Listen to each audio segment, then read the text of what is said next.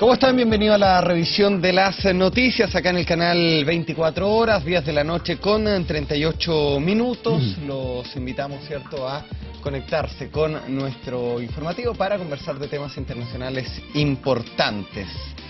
Tras 66 años de hostilidades, China y Taiwán, ¿cierto?, se reunieron el día sábado pasado en Singapur en un encuentro histórico en donde ambos mandatarios, ¿cierto?, apostaron por el pragmatismo y consiguieron consolidar los intercambios bilaterales. Pero, ¿a qué se debe esta rivalidad? ¿Por qué y cuándo rompen relaciones ambos países? Vamos a responder estas dudas y nos encontramos con el analista internacional de la Universidad Central, el profesor Samuel Fernández, a quien le damos la bienvenida aquí al canal. Gracias, una vez más, Cristian. Y con quien también vamos a estar hablando de este hecho, esta tensión que ha sucedido nuevamente en la frontera con Perú por este llamado triángulo terrestre. El presidente Humala ha anunciado la creación de un distrito en este triángulo terrestre.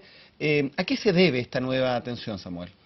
A varias razones. La primera es que han insistido por parte del Perú en la creación de la existencia de un triángulo terrestre que se formaría entre el hito 1 y el paralelo que continúa hacia el mar, y luego el ángulo, el arco que se hace con la frontera. Según ellos, ese arco termina en un punto unos 260 metros más al sur, de donde comienza desde la más baja marea el paralelo que la Corte Internacional de Justicia ratificó como el límite entre Chile y Perú para medir el mar hacia las 80 millas que asignó la Corte. Claro, la opinión peruana es que la Corte Internacional de La Haya falló sobre el mar, no necesariamente sobre la tierra. Es por eso que esta conexión esta dirección que tiene el hito Concordia, el punto Concordia, a ellos les permitiría tener este territorio que es equivalente a unos 4 o 5 canchas de fútbol. Sí. Exacto. Hay una medida que es la que ellos reclaman, que dicen que hay 323 metros desde el hito número 1 hacia el mar, luego 264 metros entre ese hito 1 y el arco hacia ese punto 266 o punto Concordia, y luego en esa costa que tendría unos 250 metros aproximadamente, pero que es costa seca. El mar es indiscutiblemente chileno y la Corte lo asignó totalmente a Chile. Entonces acá tenemos un problema, Samuel. Están las autoridades peruanas formando un distrito en territorio chileno. Ha habido tensión durante la semana, se informó de patrullas militares en la zona, el Perú lo desmintió, luego hay fotografías que indican gente, por lo menos con uniforme, estamos viendo esas fotografías, yo no sé si son reservistas, es gente que jugaba pinball, puede ser cualquier cosa. Lo cierto es que se ve gente con uniforme en el hito 1, territorio que es chileno. Así es, uniforme y armas largas en dos de ellos, a pesar de la nota por la cual Perú desmintió este hecho. Vale decir, faltó a la verdad, por decirlo de manera más elegante. Pero evidentemente hubo esa presencia muy cerca del hito 1, no lo atravesaron, y luego ha habido otros pequeños incidentes, alguien que tomaba fotografía. Vale decir, se está creando un problema internacional entre Chile y Perú terrestre por esta insistencia en ese triángulo que sería muy pequeño, como tú bien decías, pero que es muy significativo, porque la creación de este nuevo departamento de Tacna modifica una que había antes, pero ahora agregan este punto.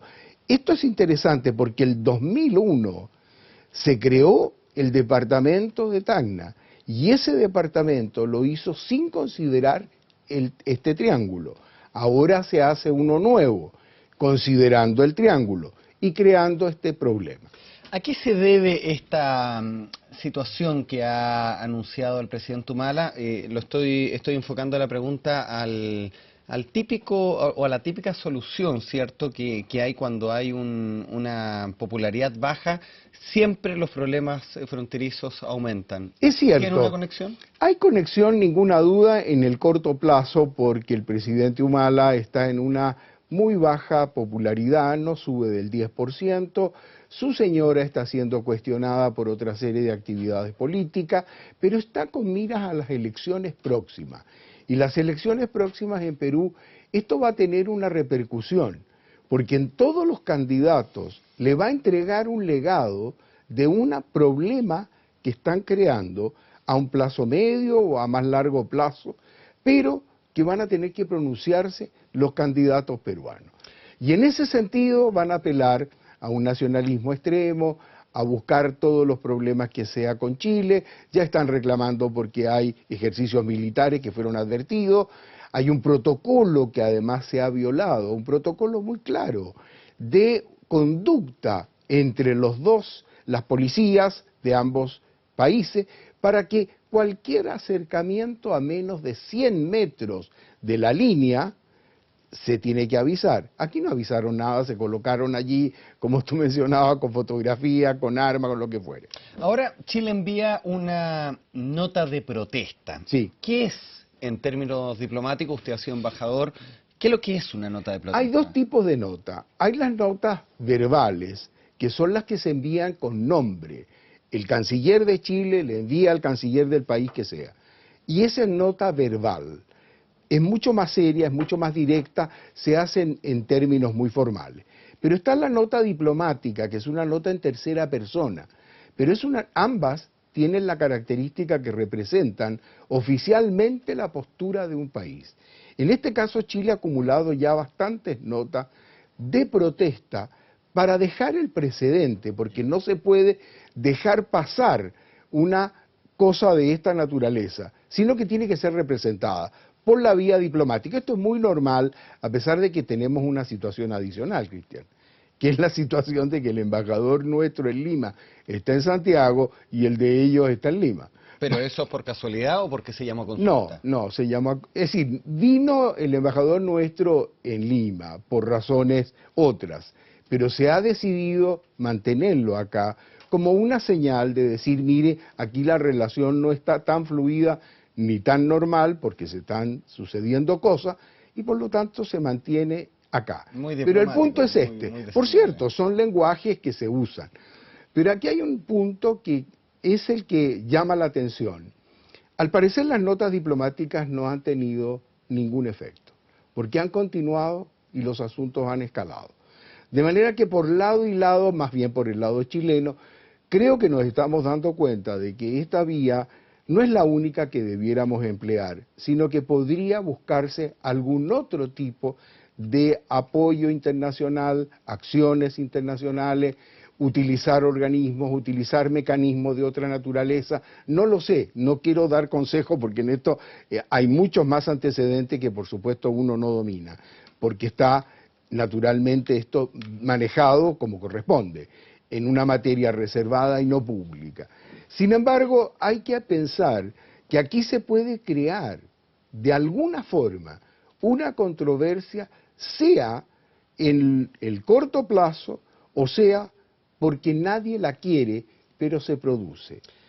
Y eso hay que tener un cuidado muy particular. Usted hablaba de sistemas, y uno de los sistemas que se utilizó, por lo menos durante el gobierno de Sebastián Piñera, fue el llamado sistema de las cuerdas separadas. Una cosa era mantener la demanda que había interpuesto Alan García en su oportunidad en el tema jurídico, judicial en La Haya, y la otra eran los negocios. Usted está hablando de que podría romperse esa dualidad en las relaciones diplomáticas de ese Chile. momento se mantuvo bastante separado y realmente no hubo intervención ni de terceros, ni por supuesto afectó en lo esencial las relaciones. Pero hoy tenemos una situación algo distinta. La situación está en que las reuniones que estaban previstas, como las reuniones del 2+2, que son para crear clima de confianza, lo que hay en los aspectos del tránsito de personas. Tenemos, Cristian, una zona que tiene un flujo de vehículos, de personas, gigantesco durante todo el año. Son mucha la gente que viaja entre Tacna y Arica y viceversa, de suerte que esto puede verse comprometido. Estas facilidades que se habían buscado, el control de drogas, el control del narcotráfico, el control de los asuntos policiales, el mejoramiento del sistema de fronteras, todo lo que hay, eso puede verse muy comprometido. Y de hecho se está comprometiendo porque la reunión que estaba prevista en el mes de diciembre ha sido postergada por Chile, con toda razón. Claro. Por lo tanto, hay una afectación inmediata. De suerte que ahí tenemos una creación de un problema que está empezando a afectar de verdad las relaciones entre los dos países. Bueno, los manuales de periodismo dicen que las noticias tienen que presentarse por cercanía, así que comenzamos por supuesto con Perú, pero a nuestros televidentes también le hemos prometido otro tema que yo diría que es un hecho diplomático también, una noticia internacional, por qué no decirlo, de las más importantes de los últimos años, este acercamiento de China con Taiwán. ¿Cuál es la importancia, Samuel? ¿Y cuál es la génesis de este distanciamiento que viene desde 1949? Así es, en ese momento se hace lo que se llamó la gran marcha que hace Mao Zedong. Y en ese momento expulsa a Chiang Kai-shek, que era el que controlaba el gobierno, que habían sido aliados en algún momento en contra de la invasión japonesa. Claro. Pero terminada la invasión japonesa, ellos actúan separadamente y en contra, y se produce esta larga marcha llamada de Mao, que termina por expulsar a Chiang Kai-shek, que se refugia en la isla de Formosa, que se llamaba a la época, hoy es Taiwán. Esto crea la división total y la crisis peor se vive en los años 50. No olvidemos que paralelamente a la crisis de esta, en que se decían de todo y se amenazaban con disparar todo el tiempo, estaba paralelamente la guerra de Corea. Claro. Por lo tanto, se sabía que China ayudaba a Corea del Norte y Estados Unidos a Corea del Sur. Un contexto de Guerra Fría. Enteramente de Guerra Fría y una guerra por interpósito país. Y esto provoca una situación que se mantiene hasta hasta la década de los 60, donde viene una revolución cultural en China. Y esa revolución cultural crea más distancia y más problemas entre China y Estados Unidos. Tengamos algo presente. La China que estamos hablando hoy no tiene nada que ver con la China de esa época. Claro. No era la gran potencia que hoy es.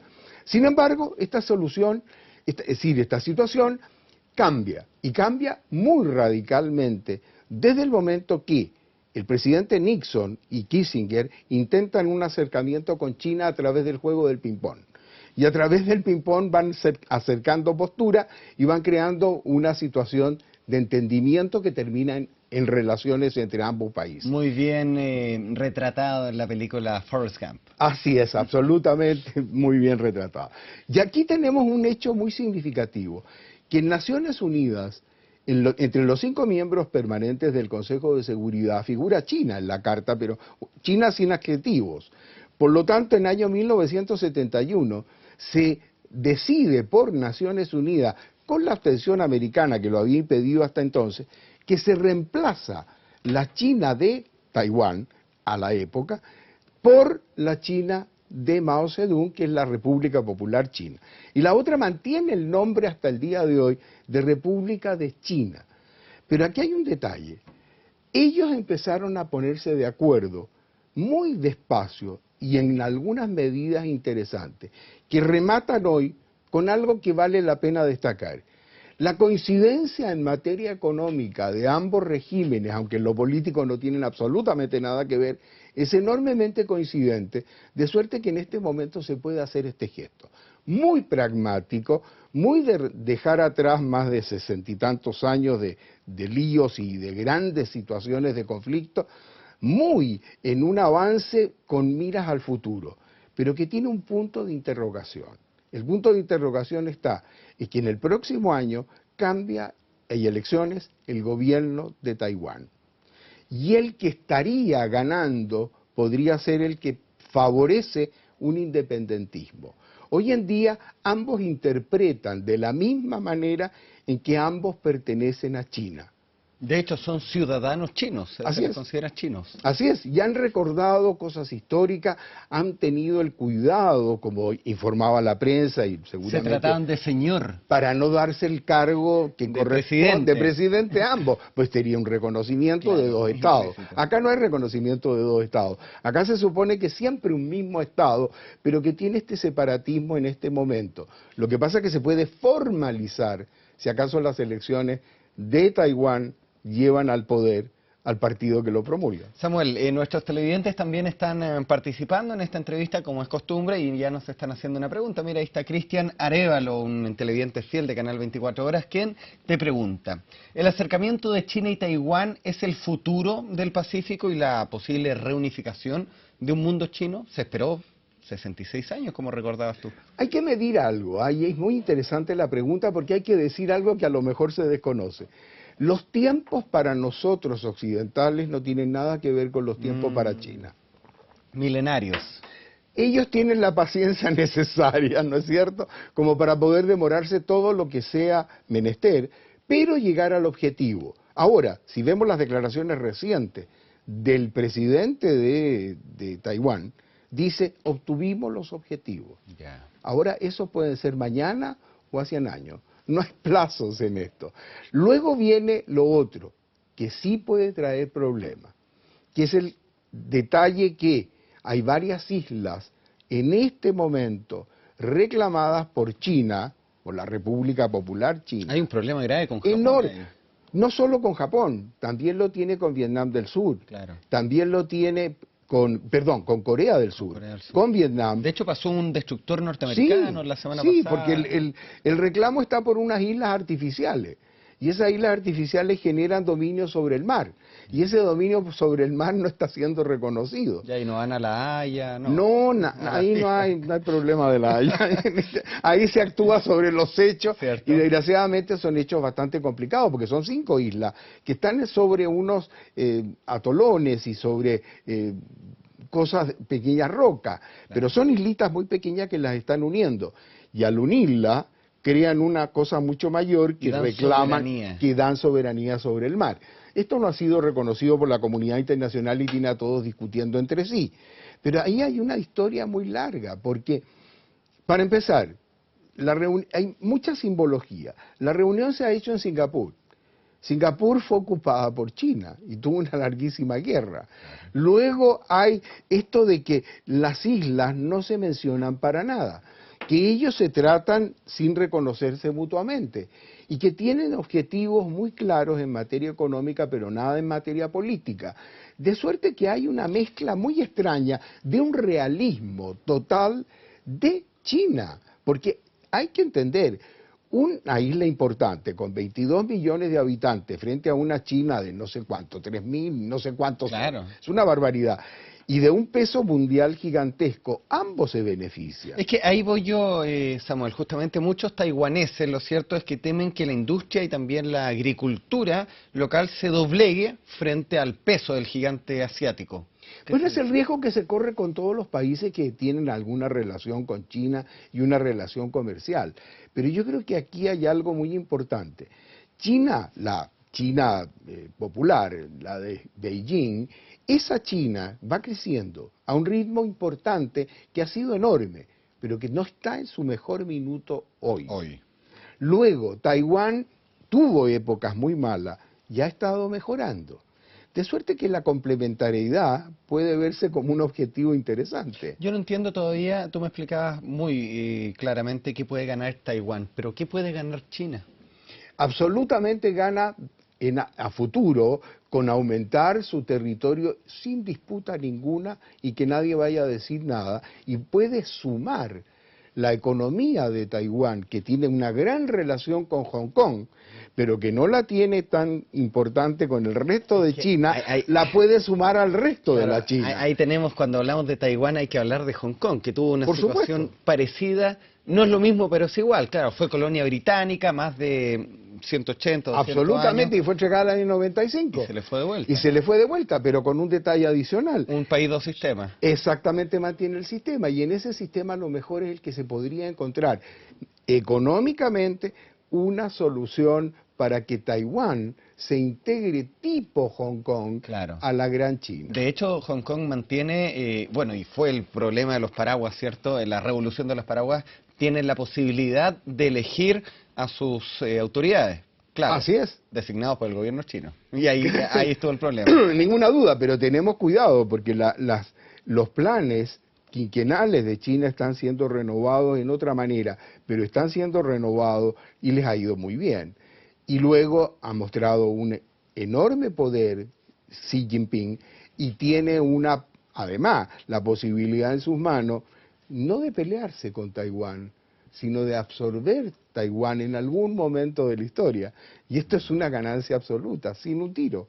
Y eso es importantísimo. De suerte que tenemos una situación no inmediata, a futuro, que está con algún tipo de, digamos, duda respecto de las elecciones, pero que yo creo que lo han hecho justamente para tener esto como un punto adicional a una gran política de expansión. Entendámoslo de esta manera. China, la República Popular China, está actuando definitivamente como gran potencia mundial. Ahora, China, y solamente para terminar, también hizo noticia durante la semana por la eliminación de esta política de natalidad del hijo único. ¿A qué obedecería eso? Obedece a que va a necesitar su expansión, y esa expansión no puede hacerse sobre la base de un pueblo que envejece, sino que se rejuvenece, y va por ahí. Están nuevamente pensando a largo plazo. Claro, es una política de 20, 25 años. Absolutamente, pero que lo van a necesitar. Justamente porque se están Antes era pobrísimo para poder mantener a los millones de ciudadanos que tenía. Hoy ya tienen la capacidad suficiente como para poder tener ese extra de los 2 hijos sin crear una situación, digamos, de retención y que tenga una población de viejos. Esto es importante porque muestra que está jugando como potencia, pero como una potencia a largo plazo. Tremendo tema, en especial el del Oriente, el de la China, ¿cierto? Una potencia de la cual nosotros inmenso. Indirectamente también... No, muy directamente, no, tenemos muy directamente. Dependemos, ¿cierto? Si China le va bien en todo lo que estamos pensando, a Chile le iría bien. Muchas gracias, Samuel, por esta conversación, ¿cierto? Nada, estupendo. Interesante, partimos con Perú y terminamos en el lejano oriente. Así es, viajamos muchísimo. ¿No? Y hay varios temas que hay que seguir conversando, así que estaremos atentos. Hay conflicto ahí en el Medio Oriente, te voy a estar contando algo, están informando a la agencia, así que seguro que estamos sí. Pendientes. Muchas gracias y bueno, vienen más noticias, continúa nuestra sintonía.